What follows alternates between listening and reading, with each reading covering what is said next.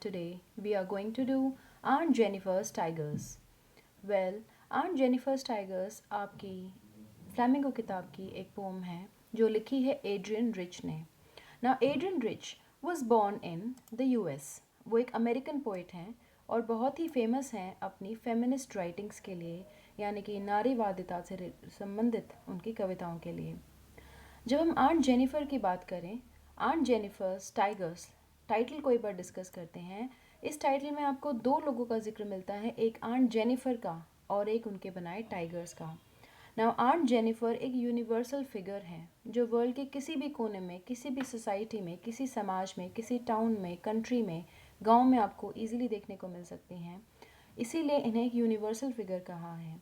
Universal figure कहने से मतलब है कि आंट जेनिफर वर्ल्ड के चाहे किसी भी कोने में हों तब भी वो एक जैसी ही आपको नज़र आएंगी, यानी कि उनकी सफरिंग्स, उनकी ऑपरेशन और जो जो उनका दुख है वो सब वर्ल्ड के किसी भी कोने में, किसी भी औरत में आपको नज़र आ सकता है. तो ऐसी हैं आंट जेनिफर.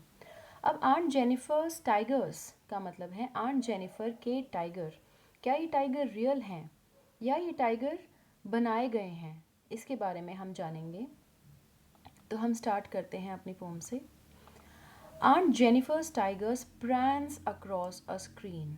आंट जेनिफर के बनाए हुए टाइगर्स स्क्रीन पे भागते हुए नज़र आते हैं. प्रैंस का मतलब है रन. तो जैसा पिक्चर में भी देख रहे हैं, आंट जेनिफर ने ये टाइगर बनाए हैं और वो पेंटेड नहीं हैं, वो एम्ब्रॉयडर्ड हैं. ये टाइगर्स आंट जेनिफर एक क्लॉथ पे बना रही हैं, तो ये एम्ब्रॉयडर्ड टाइगर्स हैं. तो स्क्रीन का मतलब है वो क्लॉथ का टुकड़ा जिस पर वो अपने टाइगर्स बना रही हैं. अगली लाइन आप देखेंगे, bright, topaz, denizens of a world of green. इन सब वर्ड्स के मीनिंग्स बहुत सिग्निफिकेंट हैं. ब्राइट मतलब चमकदार, टोपैज मतलब येलो कलर के, डेनिजन्स आप देख रहे हैं नीचे भी इसका मतलब दिया हुआ है. डेनिजन मतलब है अ पर्सन, एन एनिमल और a plant that lives, grows और is often found in a particular place, यानी कि वहाँ का रहने वाला.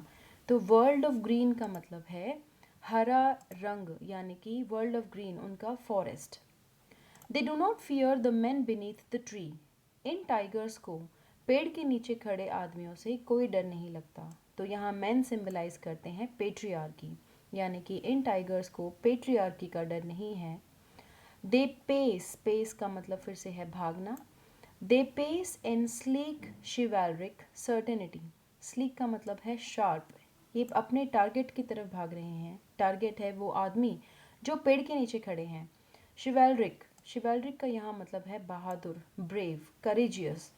और सर्टेनिटी, सर्टेनिटी का मतलब है कॉन्फिडेंस से भरे हुए हैं. तो हमारा जो फर्स्ट स्टैंजा है, आप देखेंगे फर्स्ट स्टैंजा है आंट जेनिफर के टाइगर्स के बारे में जो उन्होंने कपड़े पे बनाए हैं एम्ब्रॉयडरी करके. एक स्क्रीन पर उन्होंने इसको बनाया है और वो ऐसे हैं जैसे मानो भाग रहे हों. और वो कहाँ के रहने वाले हैं, वो एक जंगल के रहने वाले हैं which has been called a world of green. कैसे दिखते हैं, उनकी क्वालिटीज़ बताई गई हैं कि वो ब्राइट हैं, टोपैज येलो कलर के हैं, ब्राइट येलो, डेनिजन्स हैं, रहने वाले हैं जंगलों के, और वो डरते नहीं हैं. They are unafraid, they do not fear the man beneath the tree. और वो तेज़ भाग रहे हैं. स्लीक हैं यानी कि टारगेट ओरिएंटेड हैं. शिवेलरिक मतलब ब्रेव हैं, सर्टेनिटी से भरे हैं यानी कि कॉन्फिडेंस से भरे हैं. ये था हमारा स्टैंजा वन. स्टैंजा वन की हम एक बार राइम स्कीम देख लेते हैं. आप देखेंगे स्टैंजा वन में पहले लाइन का लास्ट वर्ड है स्क्रीन, अगला वर्ड है ग्रीन, अगला वर्ड है ट्री और नेक्स्ट वर्ड है सर्टेन टी. तो आप देख रहे हैं ए बी बी. तो मैं एक बार फिर से आपको बता देती हूँ, यहाँ की राइम स्कीम है ए B B.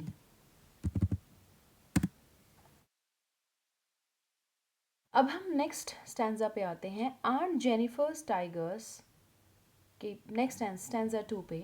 Aunt Jennifer's fingers fluttering through her wool. Aunt Jennifer's fingers यानी कि उनकी उंगलियां फ्लटर कर रही हैं, यानी कि कप कप आ रही हैं और वो ऊन खींच रही हैं, यानी कि जब वो ऊन जिससे कि वो उन टाइगर्स को बना रही हैं, बनाते हुए उनकी उंगलियां कांप रही हैं. Find even the ivory needle hard to pull. Ivory needle का मतलब है वो सुई जिसमें उन्होंने ऊन जिससे वो इस्तेमाल करके एम्ब्रॉयडरी कर रही हैं, और उनकी उंगलियों को, वो रुई को, ऊन को खींचना भी बहुत मुश्किल लग रहा है और ना ही वो उस सुई को खींच पा रही हैं. The massive weight of uncle's wedding band. Now this line is very very important. कि अंकल का वेडिंग बैंड यानी कि अंकल द्वारा पहनाया गया शादी का रिंग इतनी हैवी है, उसका वेट इतना ज़्यादा है that it sits heavily upon Aunt Jennifer's hand, कि उस वेडिंग बैंड की वजह से वो अपने उंगलियों को भी हिला नहीं पा रही हैं. नाउ ऑफ कोर्स आप कहेंगे कि वेडिंग बैंड इतना हैवी कैसे हो सकता है, but wedding band is a metaphor here. Metaphor का मतलब है कि वो बता रहा है ये वर्ड कि कैसे शादी के बंधनों में मैरिटल रिस्ट्रेंट्स के कारण जिन शादी की मुसीबतों में वो फंसी हैं, उनकी वजह से आंट जेनिफर अपना फ्रीडम खो चुकी हैं. वो शायद बहुत नाखुश हैं, अनहैप्पी हैं और बहुत ज़्यादा कमज़ोर हैं. उनके साथ हो सकता है अत्याचार हुआ हो. हालांकि इस पोम में आपके सामने कहीं भी जिक्र नहीं है कि अंकल हैज़ बीन मर्सीलेस और क्रूअल टूवर्ड्स हर. लेकिन जब हम इस कविता को पढ़ते हैं तो हम रियलाइज़ करते हैं that definitely aunt Jennifer is unhappy in her marriage. वो अपनी शादी में खुश नहीं हैं. And due to marital restraints और marital constraints, I will write these words here. Marital restraints यानी कि शादी में उन शादी की वजह से उन पर जो मुसीबतें हैं या उन्होंने जो मुसीबतें झेली हैं, उस वजह से वो बिल्कुल भी खुश नहीं हैं. अब इस स्टैंजा की हम बात करें, सेकंड स्टैंजा की, यहाँ पर सेम राइम स्कीम आप देखेंगे. वुल, पुल, बैंड, हैंड, यानी कि A A B B. Coming over to third stanza. When aunt is dead, जब आंट नहीं रहेगी. Her terrified hands will lie, उनके टेरिफाइड हैंड्स फिर भी वहीं होंगे, उनके शरीर के पास ही होंगे. Terrified hands will lie still ringed with ordeals she was mastered by, और फिर भी वो मुसीबतें जो शादी में जिनसे वो घिरी हुई थी, वो मुसीबतें फिर भी उनके साथ रहेंगी, फिर भी चलेंगी. And that she was mastered bye, यानी कि जिन मुसीबतों ने उन्हें स्लेव बना रखा था.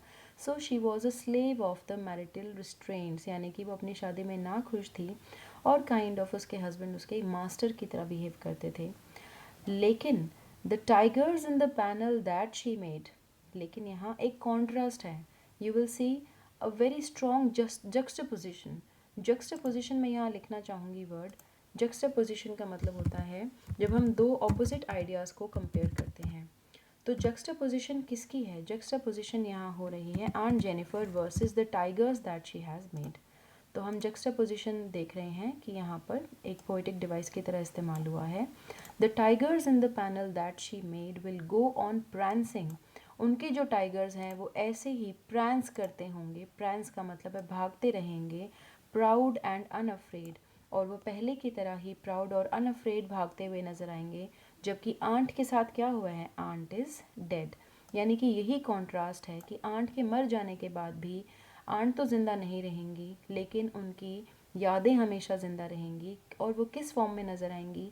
वो उन टाइगर्स की फॉर्म में नज़र आएंगी जिन्हें उन्होंने एक कपड़े पे एम्ब्रॉयडरी किया है. और वो टाइगर्स जो हैं वो एक आंट की एक्सप्रेशन है, expression of her dreams and desires. वो उन ड्रीम्स का या उन डिज़ायर्स का एक्सप्रेशन है जो आंट जेनिफर कभी खुद नहीं हो सकती थी.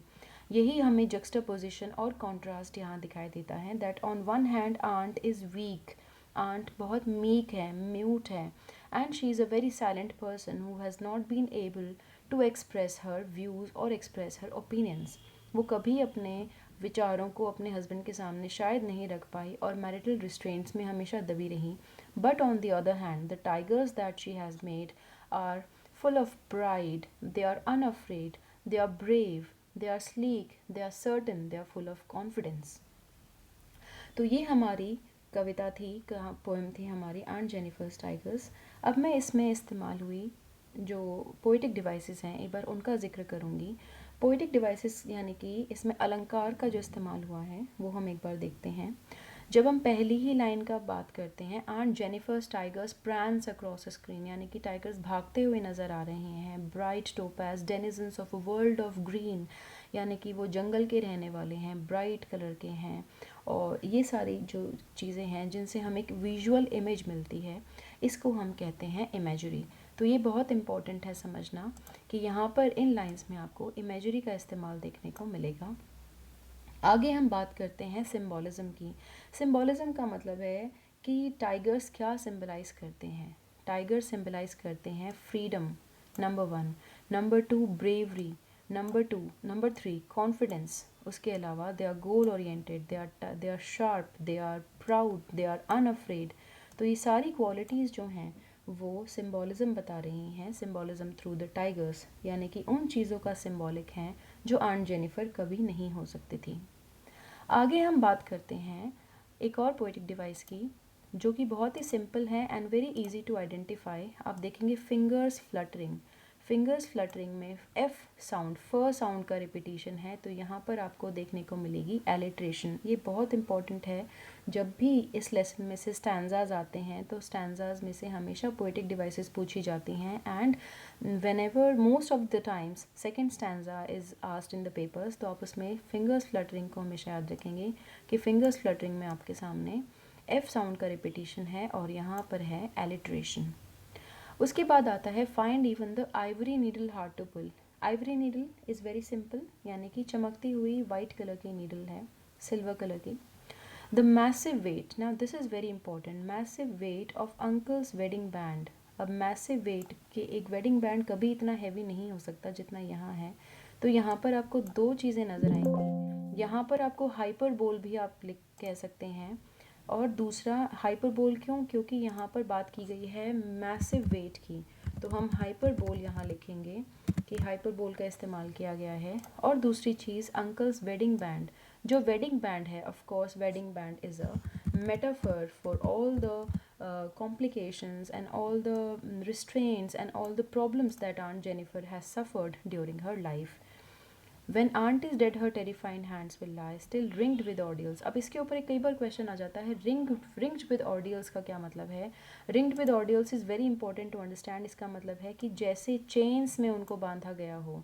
तो ring is a symbolic of all the marital issues and all the marital control and restraints that she is suffering from। तो आप यहाँ वही चीज़ फिर से दोबारा लिखेंगे कि ringed with ordeals का मतलब है marital restraints that Aunt Jennifer is suffering from। Again mastered by का मतलब है that aunt Jennifer does not have any freedom of choice in her life. उन्हें वही चीज़ें शायद करनी पड़ती हैं जो अंकल उनसे करवाना चाहते हैं।